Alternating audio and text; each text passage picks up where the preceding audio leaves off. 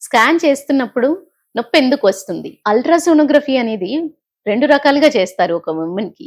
యుటిరస్‌ని, ఓవరీస్‌ని, ట్యూబ్స్‌ని screen చేసేప్పుడు abdominal scan చేయడం జరుగుతుంది. లేదా వెజైనల్ స్కాన్ చేయడం జరుగుతుంది. యాక్చువల్లీ జెనైటల్ ట్రాక్ట్‌ని ఎవాల్యుయేట్ చేయాలి అంటే వెజైనల్ స్కాన్ చేయాలి. ఈ వెజైనల్ స్కాన్ చేసే టైంలో వుమెన్‌కి ఒక్కోసారి పెయిన్ రావడం అంటూ జరుగుతుంది. ఈ పెయిన్ రావడానికి కారణాలేంటి? పెయిన్ రావడానికి 2 రకాల కారణాలుంటాయి. ఒకటి ఓవ్యులేషన్ జరిగినప్పుడు, ఏదైతే న్యాచురల్‌గా అండాశయం అనేది ఉత్పత్తి జరిగినప్పుడు కానీ, రిలీజ్ జరిగినప్పుడు కానియండి, నొప్పి రావడం జరుగుతుంది.